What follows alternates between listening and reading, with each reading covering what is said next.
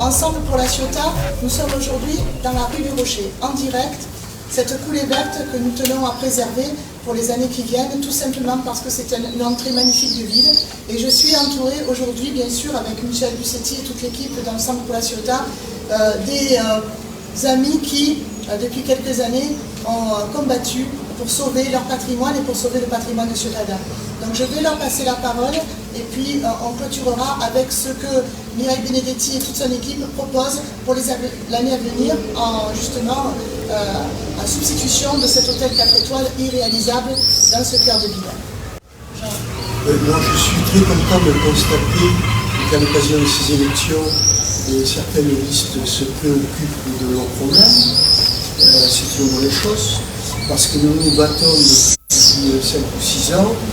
Et malheureusement, à chaque discussion, chaque contact que nous avons souhaité prendre avec les élus, on ne nous a jamais écoutés. Donc on souhaite que la prochaine élection nous réserve des surprises. Voilà, nous sommes toujours en combat. Pour l'instant, il faut reconnaître que le combat n'a pas été très fructueux pour nous. Il nous a coûté de l'argent, mais bon, on va continuer gentiment. À partir du moment où on pense que dans notre action, on défend des vérités, eh bien, il n'y a pas de raison qu'on s'arrête. Voilà. Merci. Donc, ce qui est important ici, c'est la préservation de ce patrimoine historique dans ce cœur de ville. Ici, nous avions les Ursulines, nous avions un peu plus haut l'école des Marais, qu'il faut sauver également. Parce qu'il est évident que si demain, on a une barre de béton de 10 mètres de haut, il n'y aura plus d'école. Et tout à l'heure, j'étais en discussion avec les parents d'élèves devant l'école qui me disaient qu'ils étaient très inquiets parce qu'il y a déjà, il y avait 2 cours à l'école du Marais, il n'en reste plus qu'une, l'autre a été détruite par le promoteur et maintenant il y a le grand vide avec ce chantier, une fois de plus comme au Casino des Feux Bleus, un chantier où on a tout détruit alors que le dossier n'est pas bouclé. Le dossier non seulement n'est pas bouclé mais en plus il y a des procédures juridiques dessus.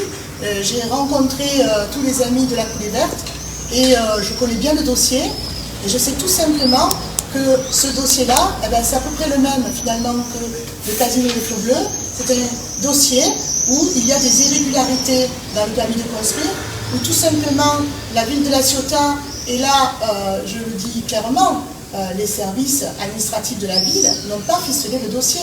Ils ont vendu aux promoteurs des parcelles de terrain qui étaient en servitude, où on n'avait pas le droit de faire du commerce en annonçant qu'on aurait un hôtel 4 étoiles.